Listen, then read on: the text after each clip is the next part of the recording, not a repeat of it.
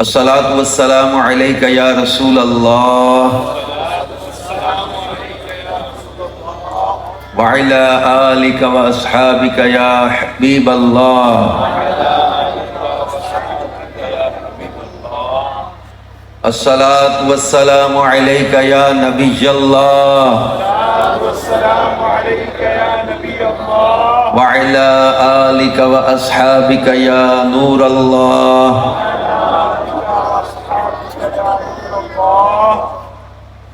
اللہ پاک کے آخری نبی رسول ہاشمی صلی اللہ علیہ وآلہ وسلم نے ارشاد فرمایا،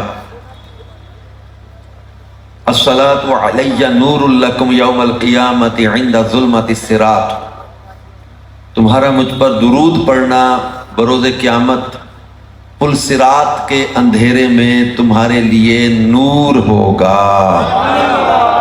صلو علی الحبیب صلی اللہ علی محمد صلی اللہ علیہ وآلہ وسلم۔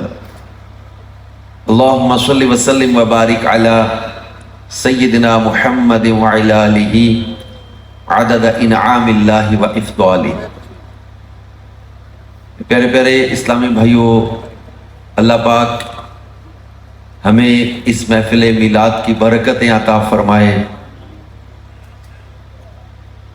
علماء کرام فرماتے ہیں قرآن پاک میں 7,000 سے زائد مرتبہ رسول پاک صلی اللہ علیہ وسلم کا ذکر خیر اللہ نے فرمایا ہے،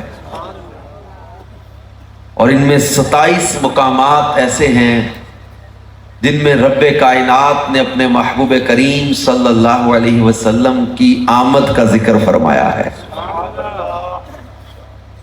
اگر کبھی ذہن میں سوال پیدا ہو کہ میلاد کہاں لکھا ہے، تو قرآن پاک میں سورہ توبہ کی سیکنڈ لاسٹ آیت پڑھیں، قلب و ذہن کو سکون اور سرور ملے گا۔ اس آیت کی تفسیر میں، تفسیر خزائن العرفان میں حضرت سید مولانا نعیم الدین مراد آبادی رحمۃ اللہ علیہ نے لکھا ہے کہ اس آیت میں رب نے مکمل میلاد بیان کیا ہے۔ اس آیت کے بارے میں یہ تفسیر میں لکھا ہے، وہ آیت اللہ فرماتا ہے، لَقَدْ جَاءَكُمْ رَسُولٌ مِّنْ أَنفُسِكُمْ عَزِيزٌ عَلَيْهِ مَا عَنِتُّمْ حریص علیکم بالمؤمنین رؤوف الرحیم۔ لقد جاءکم، بے شک آ گئے تمہارے پاس، یہاں تک آمد بیان ہو گئی، پھر من انفسکم میں حضور علیہ الصلوۃ والسلام کا نسب بیان ہو گیا، پھر امت سے محبت کو بیان کر کے آخر میں رؤوف الرحیم کے ساتھ حضور علیہ الصلوۃ والسلام کے اوصاف بیان ہو گئے۔ اسی محفل کو تو میلاد کی محفل کہتے ہیں، جس میں آمد بھی ہو، نسب بھی ہو، اوصاف بھی بیان ہو۔ اس ایک آیت میں اللہ پاک نے مکمل میلاد بیان کیا ہے۔ پھر اسی طرح میلاد کے بارے میں ہم قرآن پاک میں پڑھیں تو اللہ پاک نے آمد رسول صلی اللہ علیہ وآلہ وسلم کو ان 3 الفاظ کے ساتھ بیان کیا، جاء، ارسل، بعث۔ جاء میں نے ہوتا ہے آنا، ارسلہ بھیجا، بعث مبعوث کیا، اور ہمارے لیے فرمایا خلقہ، عام لوگوں کے لیے فرمایا خلقہ، پیدا کیا، محبوب کے لیے فرمایا جاء، ارسلہ، بعث، جیسا کہ ارشاد فرمایا سورۃ الانبیاء آیت نمبر 107، اللہ پاک نے ارشاد فرمایا وَمَا أَرْسَلْنَاكَ إِلَّا رَحْمَةً لِلْعَالَمِينَ۔ میلاد محبوب بیان ہو رہا ہے۔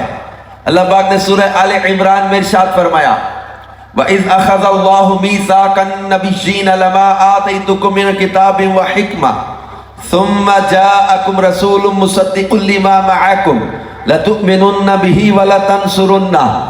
آمد رسول کو اللہ نے بیان کیا، ارشاد فرمایا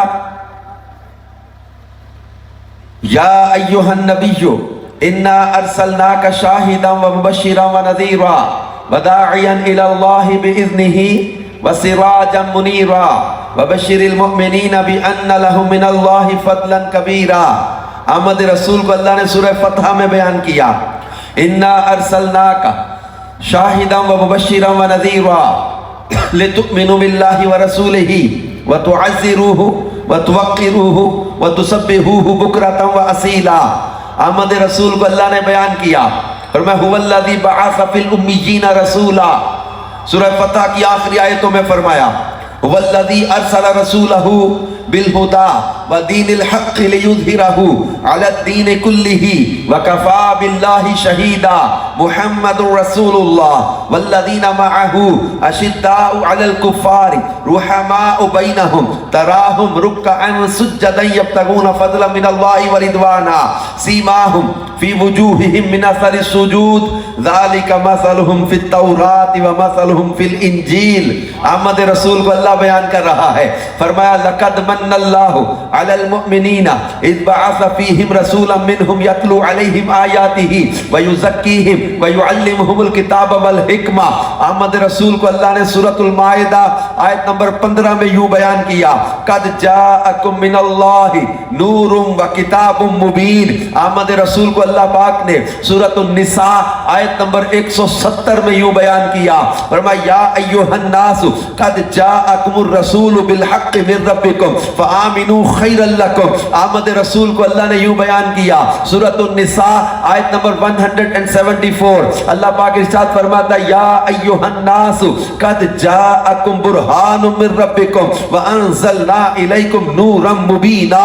اللہ پاک اپنے پیارے نبی کی آمد کو بھی بیان کر رہا، اوصاف بھی بیان کر رہا، کمالات بھی بیان کر رہا. وہ خالق ہو کر محبوب کا میلاد بیان کر رہا ہے، ہم بندے ہو کر کیا مصطفیٰ کا میلاد بیان نہیں کریں گے؟ اور پھر اللہ فرماتا ہے قل بفضل اللہ وبرحمتہ فبذلک فلیفرحوا. اے حبیب ان سے فرما دیجئے کہ اللہ کے فضل اور اسی کی رحمت پر چاہیے کہ خوشی کرے. خوشی کا حکم دیا اللہ کے فضل و رحمت پر، تو اللہ کا سب سے بڑا فضل رسول پاک صلی اللہ علیہ وسلم ہے، سب سے بڑی رحمت رسول پاک صلی اللہ علیہ وآلہ وسلم ہے، سب سے بڑا احسان رسول پاک صلی اللہ علیہ وآلہ وسلم ہے. تو اللہ پاک قرآن پاک ہی میں ارشاد فرماتا ہے وَأَمَّا بِنِعْمَةِ رَبِّكَ فَحَدِّثْ، اور اپنے رب کی نعمتوں کا خوب چرچا کرو.